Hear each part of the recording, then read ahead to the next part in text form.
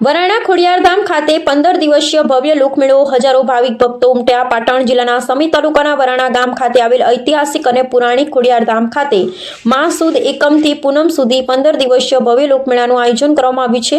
મેળામાં દિવસે ને દિવસે માનવ મહેરામણ વધી રહ્યું છે અને હજારોની સંખ્યામાં ભાવિક ભક્તો માં ખોડિયારના દર્શન કરી ધન્યતા અનુભવી રહ્યા છે.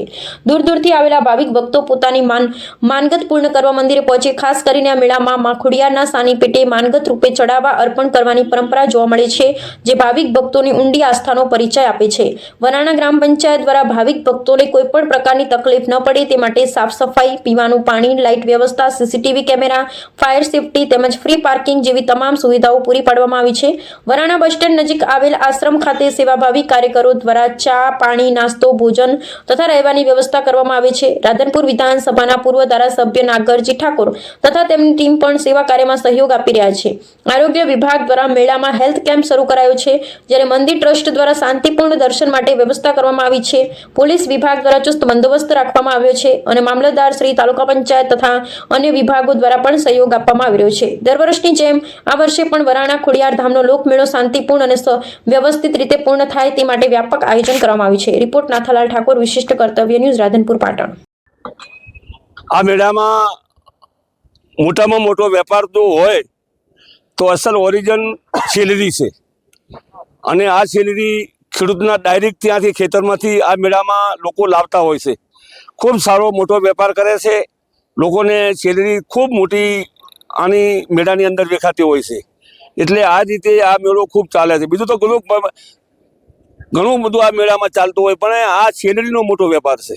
આ સેલેરી ક્યાંથી આવતી? આ સેલેરી લગભગ બધી સુરત બાજુથી, પાલનપુર બાજુથી, બંને બાજુથી સેલેરી વધારે આ બાજુથી આવે, પાલનપુર બાજુથી આવે છે. ખેડૂતો પોતાના ખેતરે? હા, પોતાના ખેતરથી ડાયરેક્ટ આ લોકો પહેલા અગોથી મોટા મોટા ખેતરોમાં જ્યાં સેલેરી ઊભી હોય ને, અગોથી લોકો તેને એને બાંધી લે છે.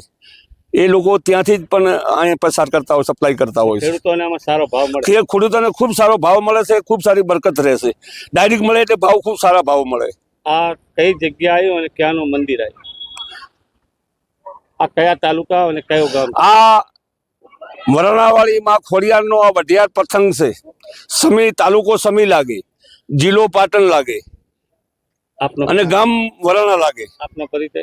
હું પોતે, મારું ગામ એ સમી તાલુકાનું મારું ગામ રણાવાડા છે, અને વિધાનસભા મારી રાધનપુર લાગતી 2012 થી 17 હું ચૂંટાયો હતો. અને નાગરજી ઠાકોર, પૂર્વ ધારાસભ્ય, રાધનપુર. ખોડિયાર માત કી જય. આજે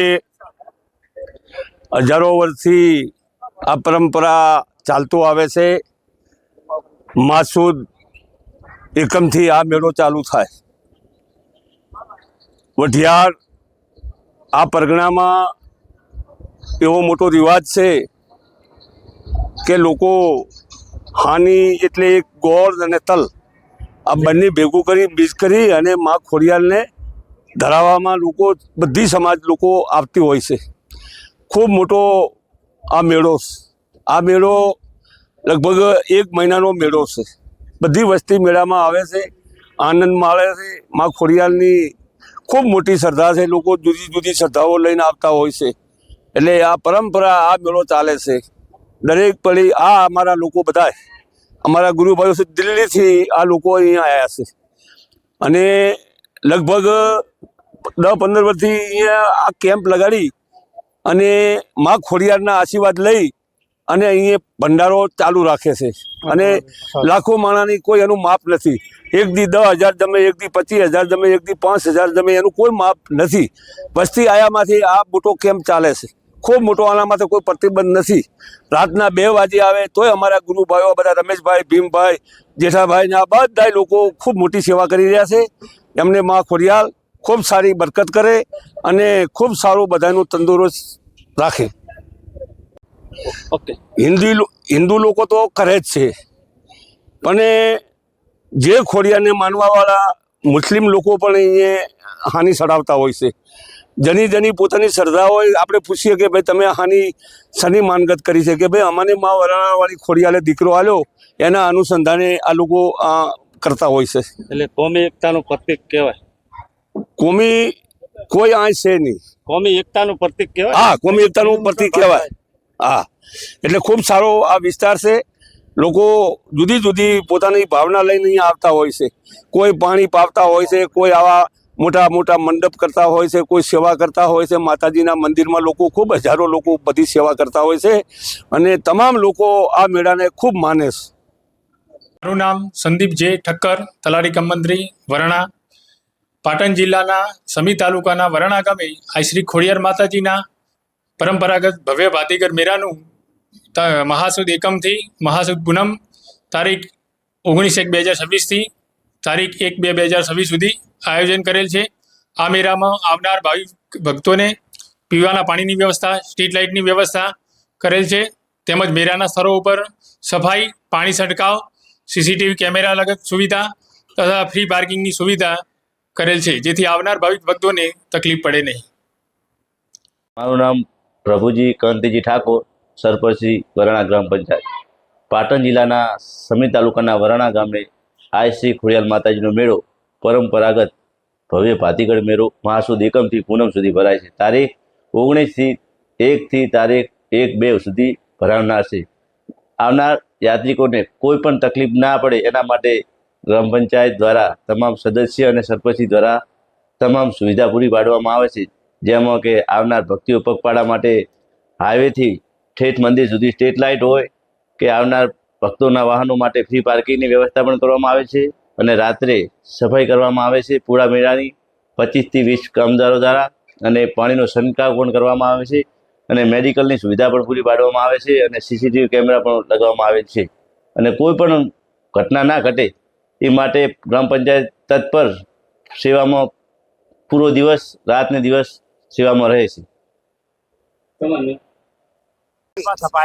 ખોડિયાર માની કૃપાથી આજ 12 વર્ષથી માની કૃપાથી આ સંત રવિ ભાણ સંપ્રદાય આશ્રમમાં આ સેવાનો કેમ્પ ચાલુ છે. અહીંયા કોઈ પણ રાતે આવે એમને ગાદલા, રજાઈ, ખાવા, નાવા ધોવાની સગવડ કરીને આપેલી છે ને માની કૃપાથી આ જે આશરો જેને જોઈએ તે અને રાતે મળે ને એમને સુખી થાય એવું રાખીએ છીએ. આપણે કોઈને તકલીફ ના થાય એવું કેમ્પ રાખેલું છે માની તમે કૃપાથી. ક્યાંથી આવો છો? અમે દિલ્હીથી આવેલા છીએ. આખું સંઘ આવેલું છે અમારે.